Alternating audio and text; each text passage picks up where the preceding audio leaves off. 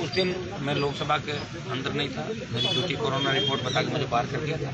लेकिन उसके बाद सोशल मीडिया के माध्यम से, प्रिंट मीडिया के माध्यम से और इलेक्ट्रॉनिक मीडिया के माध्यम से समय समय पर मैंने तीनों कृषि बिलों का विरोध किया। एनडीए चेयरपर्सन को लेटर भी लिखा, प्रधानमंत्री जी से अपील भी करी कि तीनों बिल वापस लें, दिल्ली की सरकार जिद छोड़े। ये किसान विरोधी है तीनों बिल। अगर आप किसानों का भला चाहते हो तो स्वामीनाथन आयोग की रिपोर्ट लागू करो, तब मैसेज आएगा कि मोदी जी किसानों के हित के अंदर है। और 15,000 लोगों को प्रदर्शन भी हमने किया था। उस समय गृह मंत्री जी ने हमें कहा कि आप 7 दिन का समय हम लोगों को दें, और उनकी बात मान के हम लोग वापस आ गए। लेकिन अब लग रहा है दिल्ली की सरकार किसान आंदोलन को कुचलने के मूड के अंदर है। कई एक संत ने आत्महत्या करके इस आंदोलन के अंदर अपने प्राण न्यौछावर कर दिए, और कई किसानों ने शहादत दी, अपनी जान गंवाई।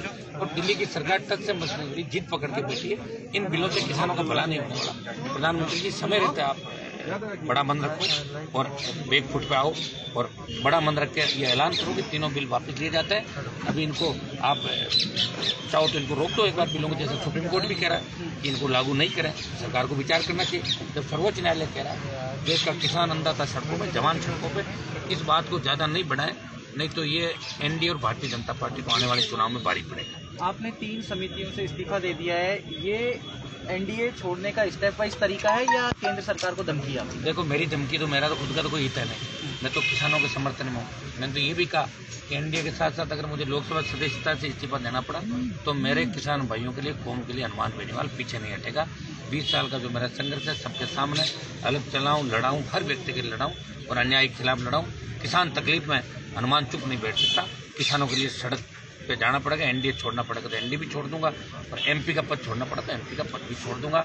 किसान कौम का झंडा हमेशा ऊंचा रहेगा देश में। आप कह रहे हैं हनुमान चुप नहीं बैठेगा। हनुमान के पास तो संजीवनी थी, अब आपकी संजीवनी किसानों के काम आएगी या केंद्र सरकार के काम आएगी? किसानों के काम आएगी मेरी संजीवनी, हमेशा किसानों के काम आई है। और आप समय समय पर देखते हो जब भी आवश्यकता पड़ी हनुमान बेनीवाल ही आगे बढ़ाए। और आज दिल्ली जब देश के किसानों को, राजस्थान के किसानों को, जवानों की आवश्यकता पड़ी तो हमने ही उनको समर्थन किया, आगे भी करेंगे। और मैं धन्यवाद दूंगा उन किसान संगठनों जो लगातार इस आंदोलन को समर्थन भी कर रहे हैं। लेकिन 26 का जो आंदोलन होगा वो ऐतिहासिक आंदोलन होगा और दिल्ली कूद लाखों लोग दिल्ली की ओर बढ़ेंगे और दिल्ली की सरकार को मांगे माननी ही पड़ेगी। लेकिन नेता प्रतिपक्ष तो आपकी पार्टी को वन मैन पार्टी बताते हुए कह रहे हैं कि उनको देखना चाहिए, गठबंधन धर्म निभाना चाहिए। नहीं, गठबंधन धर्म उनको भी निभाना चाहिए। नेता प्रतिपक्ष देखिए, उनसे तो बयान दिलाया जाता है, तो साफ दिल के आदमी आप ही जानते हो कटारिया जी, और हमेशा वसुंधरा जी को उन्होंने नापसंद किया, ये सब जानते हैं सारी बातें। और लेकिन उन्होंने एक बात कही कि हनुमान जी हमारी वजह से एमपी बने। उनको पता नहीं कि नागौर में जो जिला प्रमुख बना वो लॉटरी से बना है और मैंने मेरे 9 वोट अलग लिए थे। अगर मैं किसी और को सपोर्ट कर देता तो मैंने लड़ाई लड़ी, 3 लाख वोट नागौर में भी दिए और मेरी वजह से नागौर में हो सकता है बीजेपी को कोई फायदा हो गया थोड़ा बहुत। अगली बार ऐसा नहीं होगा। तीनों उपचुनाव हनुमान बेनीवाल की पार्टी लड़ेगी। निश्चित रूप से उसमें हम हमारी ताकत भी बताएंगे। और मैं एमपी के पद का जब गठबंधन हुआ था तो पहले जब बीजेपी गठबंधन करने आई थी तो मैं चाहता तो बार्गेनिंग करके ज़्यादा सीटों की डिमांड कर सकता था, लेकिन हमारा कोई मुद्दा ये नहीं था कि हम बार्गेनिंग करके ज़्यादा लोगों में पहुँचे। एक मुद्दा था कि गहलोत की जो दादागिरी राजनीति के अंदर जादूगिरी को खत्म करें राजस्थान में। और गठबंधन हमने किया। गठबंधन मैंने 14 से 16 लोकसभा सीटों में उनका प्रचार किया था।